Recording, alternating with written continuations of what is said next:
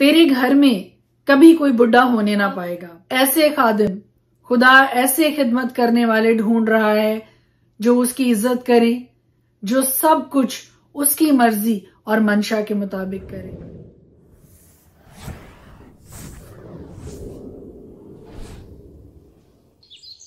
Thought of the day जो आज मैं आपके सामने पेश करना चाहती हूँ वो खुदा के पाक कलाम में से है। आज हमने पहला सैमुएल की किताब को पढ़ना शुरू किया है और पहला सैमुएल की किताब के पहले 2 अबवाब आज हमने उनकी तलावत की है और उसी में से एक थॉट जो खुदा ने मेरे दिल में डाला है वो मैं आपके साथ बांटना चाहती हूँ। और ये खास तौर पे उन नौजवानों के लिए है, उन अशखास के लिए है जो खुदा की खिदमत में है। और अगर आप खुदा की खिदमत में नहीं भी हैं तो भी खुदा का ये पाक कलाम आपके लिए भी उतना ही है जितना कि खुदा के खादमों के लिए है। एली के बेटों की शरारत की वजह से खुदा उनसे आजिज हुआ और खुदा उनको मार डालना चाहता था। खुदा ने एक मर्दे खुदा को एली के पास भेजा और उसको ये पैगाम दिया कि मैंने तो कहा था कि तेरा घराना और तेरे बाप का घराना हमेशा मेरे हजूर चलेगा, पर अब खुदावंद फरमाता है कि ये बात मुझसे दूर हो, क्योंकि वो जो मेरी इज्जत करते हैं मैं उनकी इज्जत करूंगा, पर वो जो मेरी तहकीर करते हैं बेकदर। खुदा ने ना सिर्फ ये कि कहानत उनसे छीन ली बल्कि खुदा ने ये कहा कि तेरे घर में कोई बुढ़ा होने ना पाएगा। इसके बाद खुदा ने ये कहा कि अगर कोई ऐसा शख्स जिसको मैं मज़बा पे से काट नहीं डालूंगा और वो बच रहेगा तो वो तेरी आंखों को घुलाने और तेरे दिल को दुख देने के लिए रहेगा और तेरे घर की सब बढ़ती अपनी भरी जवानी में मर मिटेगी।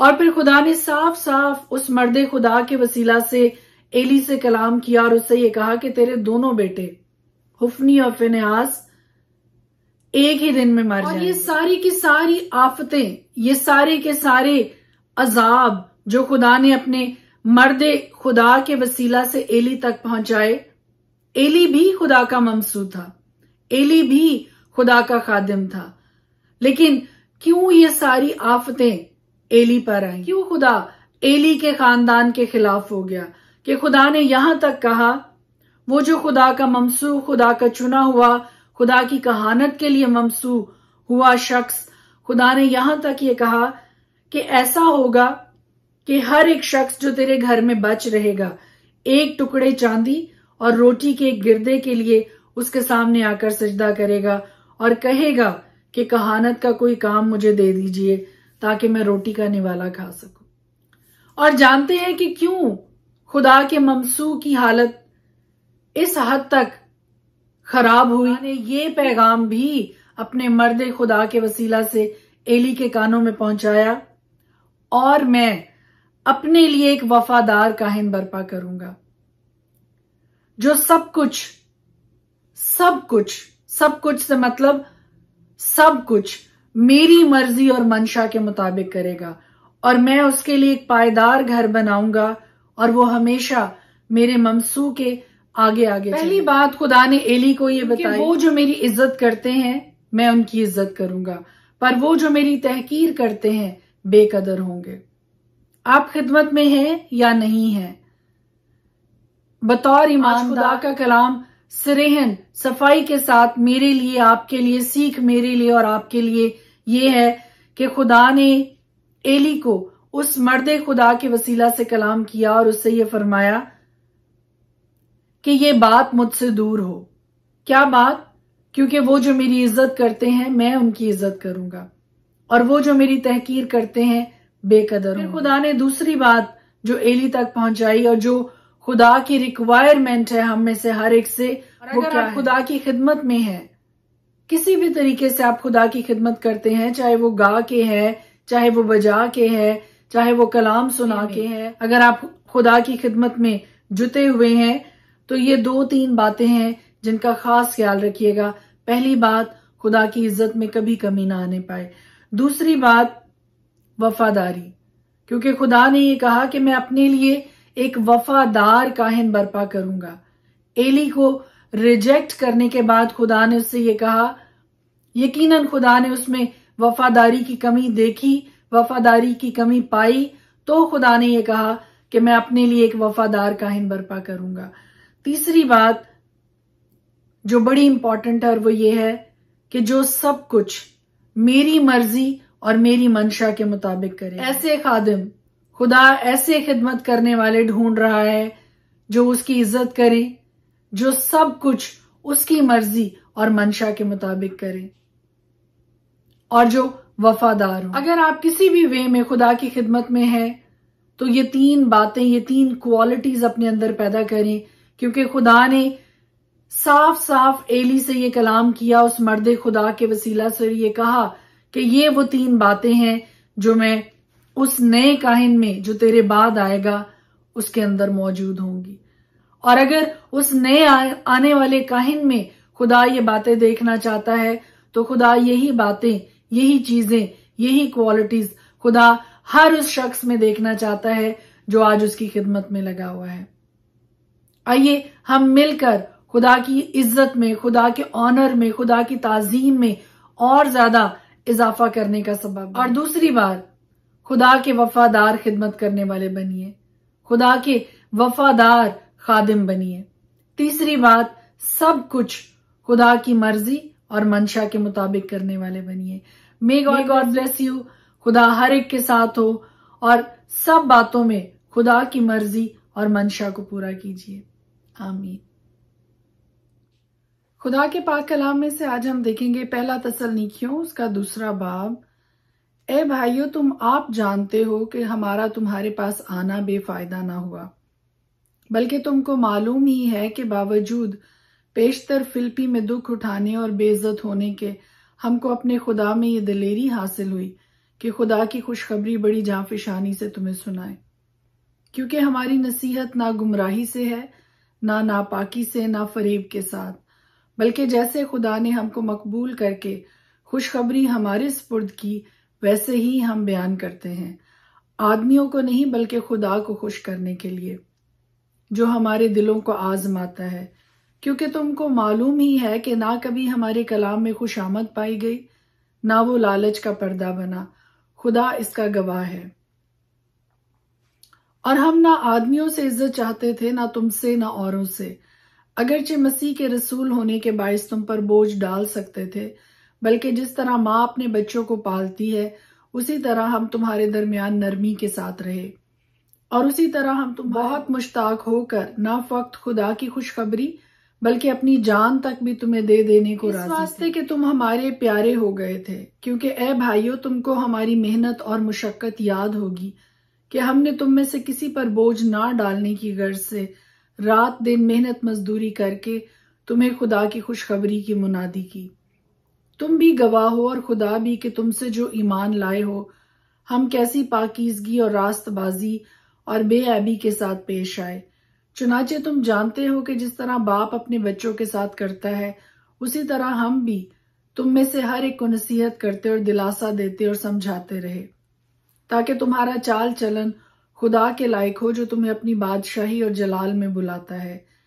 इस वास्ते हम भी बिला नागा खुदा का शुक्र करते हैं कि जब खुदा का पैगाम हमारी मार्फत तुम्हारे पास पहुंचा तो तुमने उसे आदमियों का कलाम समझकर नहीं, बल्कि जैसा हकीकत में है खुदा का कलाम जानकर कबूल किया, और वो तुम में जो ईमान लाए हो तासीर भी कर रहा है। इसलिए कि तुम भाइयों खुदा की उन कलीसियाओं की मानद बन गए जो यहूदिया में मसीह यसू में है, क्योंकि तुमने भी अपनी कौम वालों से वही तकलीफें उठाई जो उन्होंने यहूदियों से, जिन्होंने खुदावंद यसू को और नबियों को भी मार डाला और हमको सता कर निकाल दिया, वो खुदा को पसंद नहीं आते और सब आदमियों के मुखालिफ हैं, और वो हमें गैर कौमों को उनकी निजात के लिए कलाम सुनाने से मना करते हैं, ताकि उनके गुनाहों का पैमाना हमेशा बढ़ता रहे, लेकिन उन पर इंतहा का गजब आ गया। ए भाइयों, जब हम थोड़े अरसा के लिए जाहिर में ना कि दिल से तुमसे जुदा हो गए, तो हमने कमाल आरजू से तुम्हारी सूरत देखने की और भी ज्यादा कोशिश की। इस वास्ते हमने यानी मुझ पौलुस ने एक दफा नहीं बल्कि 2 दफा तुम्हारे पास आना चाहा, मगर शैतान ने हमें रोके रखा। भला हमारी उम्मीद और खुशी का फख्र का ताज क्या है? क्या वो हमारे खुदावंद यीशु मसीह के सामने उसके आने के वक्त तुम ही ना होगे? हमारा जलाल और खुशी तुम ही तो हो। आमीन। पुराने अहदनामा में से देखेंगे पहला सैमुअल पहला बाब। इफ्राइम के कोहस्तानी मुल्क में रामातीम सूफीम का एक शख्स था जिसका नाम अलकाना था। वो इफ्राइमी था और यरूहाम बिन अलीहू बिन तोहू बिन सूफ का बेटा था। उसके 2 बीवियां थी, एक का नाम हन्ना था और दूसरी का फिनन्ना, और फिनन्ना के औलाद हुई पर हन्ना बे औलाद थी। ये शख्स हर साल अपने शहर से सैला में रब्बुल अफ़वाज के हजूर सजदा करने और कुर्बानी गुजरानने को जाता था। और एली के दोनों बेटे हुफनी और फिनेहास जो खुदावंद के काहिन थे वहीं रहते थे।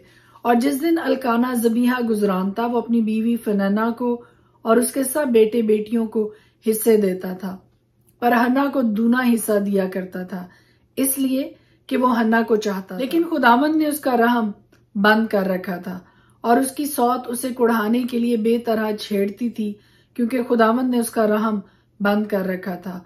और चूंकि वो साल बसाल ऐसा ही करता था जब वो खुदावंद के घर जाती, इसलिए फिनन्ना उसे छेड़ती और खाना ना खाती थी। सो उसके खामन अलकाना ने उससे कहा, ए हन्ना, तू क्यों रोती है और क्यों नहीं खाती और तेरा दिल क्यों आजुर्दा है? क्या मैं तेरे लिए 10 बेटों से बढ़कर नहीं? और जब वो सैला में खा पी चुके तो हन्ना उठी। उस वक्त एली काहिन खुदावंद की हैकल की चौखट के पास कुर्सी पर बैठा हुआ था और वो नहायत दिलगीर थी। सो वो खुदावंद से दुआ करने और जार जार रोने लगी और उसने मन्नत मानी और कहा, ए रब्बुल अफ़वाज, अगर तू अपनी लौंडी की मुसीबत पर नजर करे और मुझे याद फरमाए और अपनी लौंडी को फरामोश ना करे और अपनी लौंडी को फर्जंदे नरीना बख्शे, तो मैं उसे जिंदगी भर के लिए खुदावंद को नजर कर दूंगी और उस तरह उसके सर पर कभी ना फिरेगा। और जब वो खुदावंद के हजूर दुआ कर रही थी तो एली उसके मुंह को गौर से देख रहा था और हन्ना तो दिल ही दिल में कह रही थी, फक्त उसके होंठ हिलते थे पर उसकी आवाज नहीं सुनाई देती। एली को गुमान हुआ कि वो नशा में है। सो एली ने उससे कहा कि तू कब तक नशा में रहेगी, अपना नशा उतार। हन्ना ने जवाब दिया, नहीं ए मेरे मालिक, मैं तो गमगीन औरत हूं। मैंने ना तो मैं ना कोई नशा पिया, पर खुदावंद के आगे अपना दिल उंडेला है। तू अपनी लौंडी को खबीस औरत ना समझ। मैं तो अपनी फिक्रों और दुखों के हजूम के बायस अब तक बोलती रही। तब एली ने जवाब दिया, तू सलामत जा और इसराइल का खुदा तेरी मुराद जो तूने उससे मांगी है पूरी करे। उसने कहा, तेरी खादिमा पर तेरे करम की नजर हो। तब वो औरत चली गई और खाना खाया और फिर उसका चेहरा उदास ना रहा। और सुबह को वो सवेरे उठे और खुदावंद के आगे सिजदा किया और रामा को अपने घर लौट गए। और अलकाना ने अपनी बीवी हन्ना से मुबाशरत की और खुदावंद ने उसे याद किया। और ऐसा हुआ कि वक्त पर हन्ना हामला हुई और उसके बेटा हुआ और उसने उसका नाम सैमुअल रखा, क्योंकि वो कहने लगी, मैंने उसे खुदावंद से मांग कर पाया है। और वो शख्स अलकाना अपने सारे घराने समेत खुदावंद के हजूर सालाना कुर्बानी चढ़ाने और अपनी मन्नत पूरी करने को गया, लेकिन हन्ना ना गई, क्योंकि उसने अपने खामन से कहा, जब तक लड़के का दूध छुड़ाया ना जाए मैं यहीं रहूंगी और तब उसे लेकर जाऊंगी ताकि वो खुदावंद के सामने हाजिर हो और फिर हमेशा वहीं रहे। और उसके खामन अलकाना ने उससे कहा, जो तुझे अच्छा लगे सो कर, जब तक तो उसका दूध न छुड़ाए ठहरी रहे, फक्त इतना हो कि खुदावंद अपने सुखन को बरकरार रखे। सो वो औरत ठहरी रही और अपने बेटे को दूध छुड़ाने के वक्त तक पिलाती रही। और जब उसने उसका दूध छुड़ाया तो उसे अपने साथ लिया और 3 बछड़े और 1 एफा आटा और मैं की एक मश्क अपने साथ ले गई और उस लड़के को सैला में खुदावंद के घर लाई। और वो लड़का बहुत ही छोटा था और उन्होंने एक बछड़े को जिबा किया और लड़के को एली के पास कहने लगी, ए मेरे मालिक, तेरी जान की मालिक, मैं वही औरत हूँ जिसने तेरे पास यहीं खड़ी होकर खुदावंद से दुआ की थी।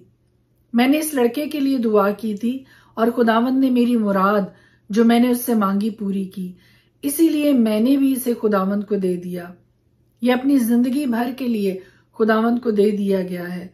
तब उसने वहां खुदावंद के आगे सिजदा किया। पहला सैमुअल 2 बाब। और हन्ना ने दुआ की और कहा कि मेरा दिल खुदावंद में मगन है। मेरा सींग खुदावंद के तुफैल से ऊंचा हुआ, मेरा मुंह मेरे दुश्मनों पर खुल गया है, क्योंकि मैं तेरी निजात से खुश हूं। खुदावंद की मानिद कोई कदूस नहीं, क्योंकि तेरे सिवा और कोई है ही नहीं, और ना कोई चट्टान है जो हमारे खुदा की मानिद हो। इस कदर गरूर से और बातें ना करो, और बड़ा बोल तुम्हारे मुंह से ना निकले, क्योंकि खुदावंद खुदाए अलीम है और अमाल का तोलने वाला। जोरावरों की कमानें टूट गईं, और जो लड़खड़ाते थे वो कुव्वत से कमर बस्ता हुए। वो जो आसूदा थे रोटी की खातिर मजदूर बने, और जो भूखे थे ऐसे ना रहे, बल्कि जो बांझ थी उसके साथ हुए, और जिसके पास बहुत बच्चे हैं वो घुलती जाती है।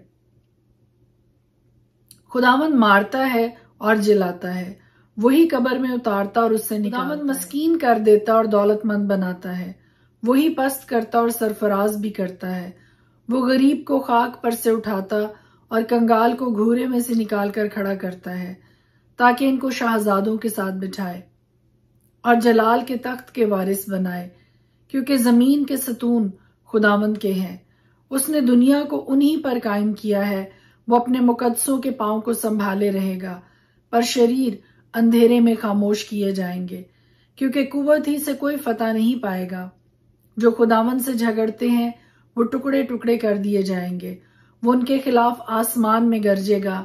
खुदावंद जमीन के किनारों का इंसाफ करेगा। वो अपने बादशाह को जोर बख्शेगा और अपने ममसू के सींग को बुलंद करेगा। तब अल्काना रामा को अपने घर चला गया, और एली काहिन के सामने वो लड़का खुदावंद की खिदमत करने लगा। और एली के बेटे बहुत शरीर थे, उन्होंने खुदावंद को ना पहचाना। और काहिनों का दस्तूर लोगों के साथ ये था कि जब कोई शख्स कुर्बानी चढ़ाता था तो काहिन का नौकर गोश्त उबालने के वक्त एक सह शाखा कांटा अपने हाथ में लिए हुए आता था और उसको कड़ाह या देगचे या हंडे या हांडी में डालता, और जितना गोश्त उस कांटे में लग जाता उसे काहिन आप लेता था। यूं ही वो सैला में सब इसराइलियों से किया करते थे जो वहां आते थे।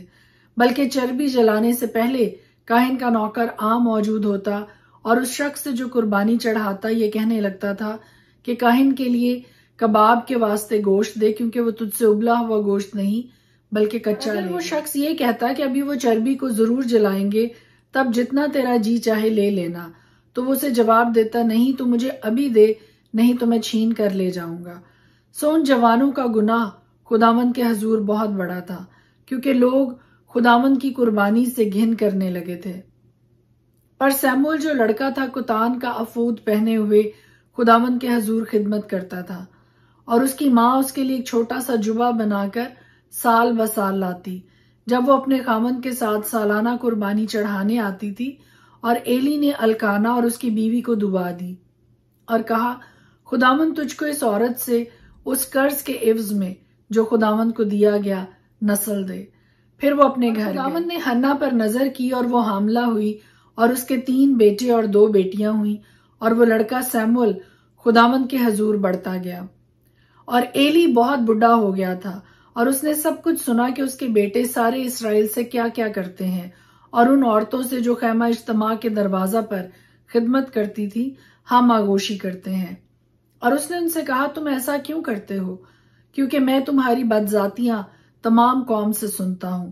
नहीं मेरे बेटो, ये अच्छी बात नहीं जो मैं सुनता हूं। तुम खुदावंद के लोगों से नाफरमानी कराते हो। अगर एक आदमी दूसरे का गुनाह करे तो खुदा उसका इंसाफ करेगा, लेकिन अगर आदमी खुदावंद का गुनाह करे तो उसकी शिफात कौन करेगा?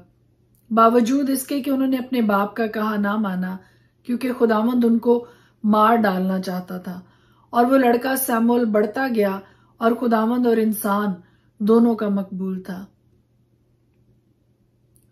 तब एक मर्दे खुदा एली के पास आया और उससे कहने लगा, खुदावंद यूं फरमाता है, क्या मैं तेरे आबाई खानदान पर जब वो मिस्र में फिरौन के खानदान की गुलामी में था जाहिर नहीं हुआ?